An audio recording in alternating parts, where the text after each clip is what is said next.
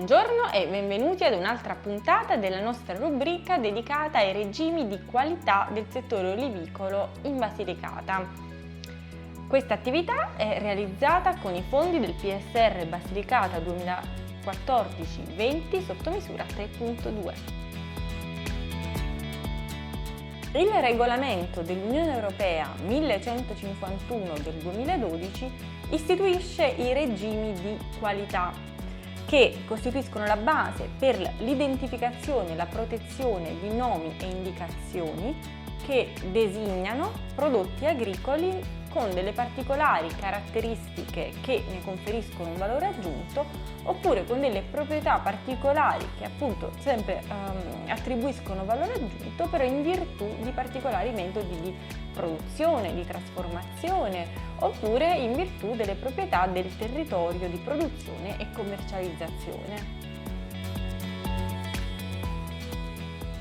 La denominazione di origine protetta, meglio nota con l'acronimo DOP, è un nome che indica un prodotto originario di un luogo, regione o paese determinato, le cui caratteristiche peculiari sono dovute proprio al fatto di essere prodotto in quello specifico territorio con determinati fattori umani e naturali, ed infine le cui fasi di produzione si svolgono interamente nell'area geografica determinata.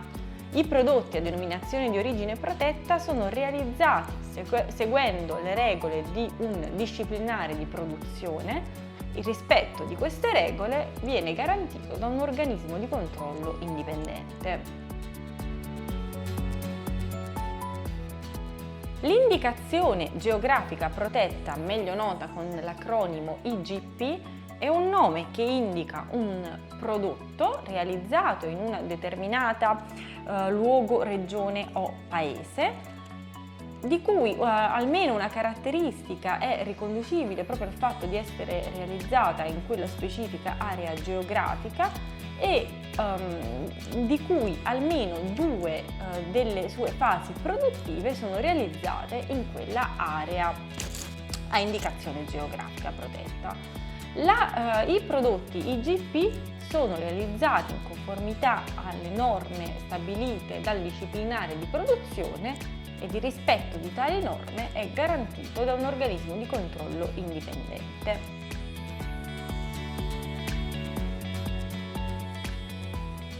Ma come si ottiene il riconoscimento delle certificazioni DOP e IGP? La concessione del riconoscimento di DOP o IGP è soggetta ad una complessa istruttoria che parte con la costituzione dell'associazione dei produttori interessati. Questi produttori associati provvedono alla predisposizione di tutta la documentazione necessaria per presentare la domanda al Ministero delle Politiche Agricole. Il Ministero effettua tutte le verifiche del caso, in particolare la verifica del materiale prodotto, verifica che il materiale prodotto sia conforme al regolamento dell'Unione Europea, fa ulteriori accertamenti e, se considera la documentazione idonea, provvede alla pubblicazione sulla Gazzetta Ufficiale della Repubblica Italiana.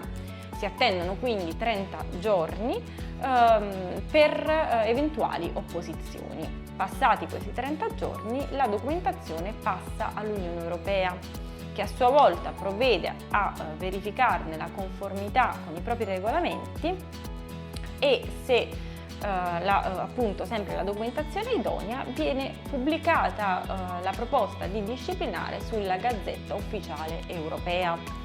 In questo caso si attendono ora 6 mesi per eventuali opposizioni. Al scadere di questi 6 mesi il disciplinare viene pubblicato sulla Gazzetta Ufficiale dell'Unione Europea. A questo punto il prodotto potrà fregiarsi della certificazione DOP o IGP. Grazie per averci seguito, al prossimo appuntamento!